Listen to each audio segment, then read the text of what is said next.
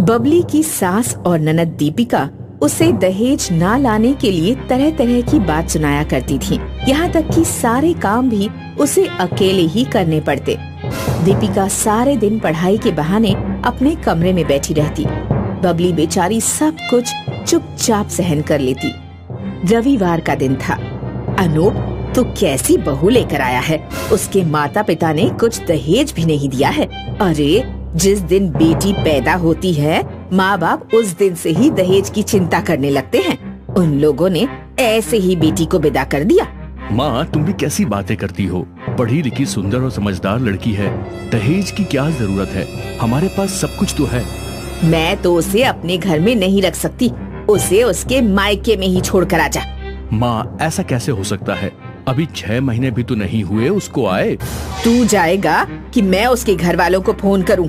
माँ, 2-4 दिन बाद चला जाऊंगा, अभी नहीं। उसके घर वालों की कितनी बेइज्जती होगी। वाह बेटा, हमारी तो कोई इज्जत ही नहीं है। चारों तरफ जो थू थू हुई है दहेज ना मिलने की वजह से, उसका क्या? अनूप पैर पटकते हुए बबली के पास चला जाता है। वो खिड़की के पास खड़ी होकर आंसू बहा रही होती है। बबली, क्या हुआ? तुम क्यों रो रही हो? तुम तो जैसे को जानते ही नहीं। मुझे अभी मेरी माँ के पास छोड़ाओ। मुझे भी यहाँ नहीं रहना है। अच्छा, अपने आंसू पोंछ लो। मैं तुम्हारे प्रॉब्लम का हल निकालने के लिए सुबह सुबह अपने एक दोस्त के पास गया था। ये लो, एक जादुई परफ्यूम। इसको लगाने के बाद तुम्हें किसी की तीखी बातें बुरी नहीं लगेंगी और तुम्हारे सारे काम चुटकियों में हो जाएंगे। मगर इस परफ्यूम से कभी किसी का नुकसान पहुंचाने के बारे में मत सोचना। झट से परफ्यूम लेते हुए, ओह थैंक्स अनूप। मैं तो सोच रही थी माँ के पास चली तो जाऊं, पर तुम्हारे बिना रहना मुश्किल होता। मैं हमेशा तुम्हारे साथ हूँ बबली। बबली ने पैकेट खोलकर झट से परफ्यूम लगा लिया। फिर वो अपनी सास के पास गई। अरे बहू, कितने दिन आराम करोगी? चलो किचन में आज कुछ चाइनीज बना लो। तुम्हारी ननद दीपिका की कुछ फ्रेंड्स आने वाली हैं। जी मम्मी जी, अभी बना देती हूँ।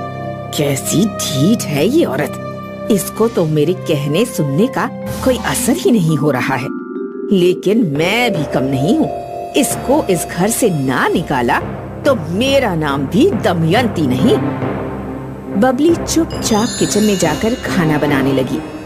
चाइनीज खाना तो उसे और अनूप दोनों को वैसे भी बहुत पसंद था। 1 घंटे में ही उसने नूडल्स, मंचूरियन, फ्राइड राइस सब कुछ तैयार कर दिया। खाने के समय, wow, noodles and Manchurian. Aunty, आपने बाहर से मंगवाया क्या? ये तो बहुत टेस्टी है। नहीं नहीं, मैंने खुद ही बनाया है। आंटी प्लीज हमें भी सिखा दीजिए ना, कल हम आपसे सीखने आ जाएंगे। हाँ हाँ, आ जाना। अनूप के पापा जनार्दन बाबू सब सुन रहे थे। मम्मी जी, आप और पापा जी भी खा लीजिए। हाँ हाँ, लगा दो हमारी प्लेट भी। दीपिका की फ्रेंड्स खाकर जा चुकी थीं। वाह बबली, तुम्हारे हाथों में तो जादू है। इतना बढ़िया चाइनीज खाना मैंने कभी भी पहले नहीं खाया था। अच्छा, तुमने कब चाइनीज बनाना सीख लिया भाई? हमें तो आज तक नहीं खिलाया।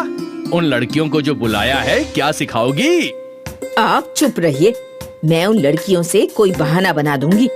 बबली मुस्कुराते हुए अपनी और अनूप की प्लेट लेकर अपने कमरे में चली गई। कहिए मैडम, कैसा रहा सब कुछ? बबली ने हंसते हुए सारी बातें अनूप को बता दी। फिर दोनों खाना खाने लगे। वाकई बबली, बहुत ही टेस्टी है सब कुछ। तुमको इतना अच्छा खाना बनाना आता है, ये तो मैं जानता ही नहीं था। अनूप, ये परफ्यूम जादुई है, तुमने कहा था ना? मुझे तो खुद नहीं मालूम कि ये सब इतना अच्छा कैसे बना। मैंने तो आज तक खाना क्या, चाय भी ढंग की नहीं बनाई है। दीपिका कमरे के बाहर खड़ी सब कुछ सुन रही थी। वो बबली को बुलाने आई थी। भाभी, मम्मी आपको बुला रही हैं। अब बस अभी आई। वो प्लेट्स उठाकर जाने लगी। देखो अब क्या फरमान जारी होता है। बहू, आज काम वाली नहीं आएगी, फटाफट बर्तन भी धो डालो। ठीक है मम्मी जी। इतने सारे बर्तन देखकर तो उसकी सांसें ऊपर की ऊपर ही रह गई। उसने जैसे ही बर्तनों को हाथ लगाया ही था कि सारे बर्तन फटाफट धुल गए। वो किचन से निकलकर अपने कमरे में चली गई। कहाँ थी? कुछ नहीं, बर्तन धो रही थी। इतनी जल्दी बर्तन भी धुल गए? तुम भूल गए कि मैंने जादुई परफ्यूम।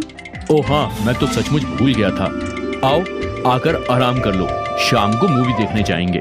हाँ, जब से हमारी शादी हुई है कहीं घूमने फिरने नहीं गए। दोनों शाम को तैयार होकर अपने कमरे से बाहर आए तो देखा ताई जी आई थी। अरे बहू, आराम हो गया हो तो जरा चाय और पकोड़े बना कर लाओ।